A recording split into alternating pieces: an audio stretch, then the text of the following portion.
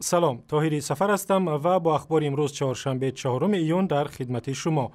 حزب نهضت اسلامی تاجیکستان میگوید مولایی که به بداخلاقی و تجاوز به ناموس دختران جوان متهم می شود عضو این حزب نیست. نمایندگان حزب نهضت روز 4 ایون بر رادیو آزادی گفتند اسدالله کریموف امام خطیب مسجد دهه میکده پنجکند هیچگاه عضو این حزب نبوده است و این نوار یک تلاش دیگر برای بدنام کردن حزب نهضت اسلامی از طرف گروه‌های خاص است. این گونه کارها یک تهمت آشکار، تحقیر آشکار در نسبت نهضت اسلامی تاجیکستان راه اندازی شده‌اند و حتی آدم‌های را ناوابسته به جنسیت آنها استفاده می‌کنند که هیچ ربطی به نهضت اسلامی تاجیکستان ندارند.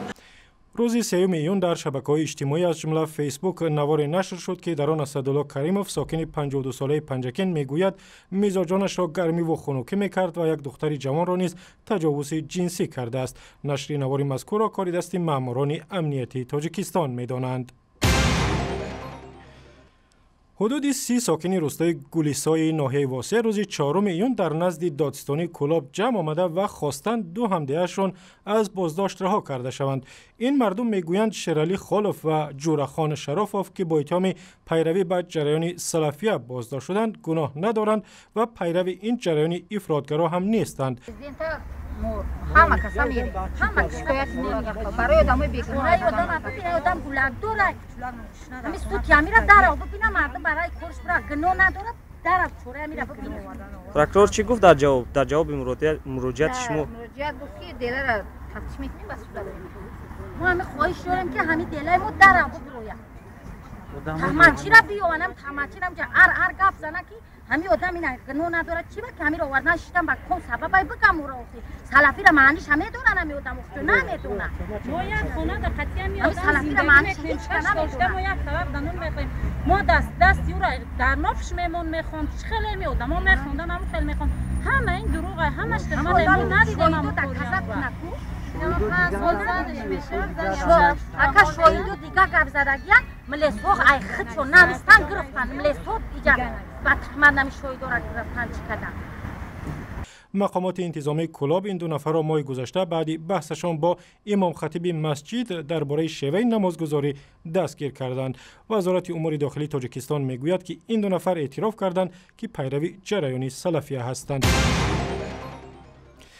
در کتابخانه ملی تاجیکستان نمایشگاه دستخطهای نادر عبدالرحمن جامی متفکر بزرگ فارس و تاجیک ادامه دارد. در نمایشگاه که به مناسبت 600 سالگی این دانشمندی معروف صورت میگیرد 60 دستخط و چاپی سنگی آثار او را به نمایش گذاشتند. در اینجا بیش از 60 آثار خطی و چاپ سنگی شاعر جمع آورده شدند که از قبیل بهارستان، واسطه العقد، هفت افرنگی جامع، سلسله الذهب و دیگر آثار شاعر بزرگ به نمایش گذاشته شده است.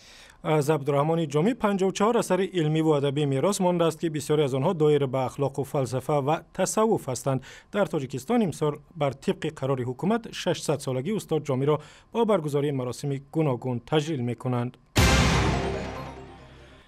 فیروز یک راننده مسافربر در دوشنبه برای جلب مشتریان بیشتر و رواج دادن تجارتش ایده نادری را عملی کرده است. با نظرداشت ماشین‌های تنگ و گاه جنجال برای جا در داخل مسافربرهای دوشنبه او داخل ماشینش را به طور کلی تغییر داده است.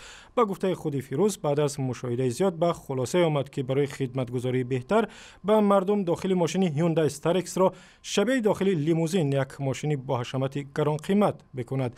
فیروز این نوآوری را 2 ماه پیش انجام داده است و میگوید که مشتریانش به تدریج زیاد میشوند که گاه او را برای جشن‌های عروسی کرا میکنند. و اخبار و ویدیوهای از این هم بیشتر در وبسایت رادیو آزادی، در صفحه‌های ما در فیسبوک، توییتر و یوتیوب و هم صمیمه مخصوصی رادیو آزادی برای تلفن‌های همراه.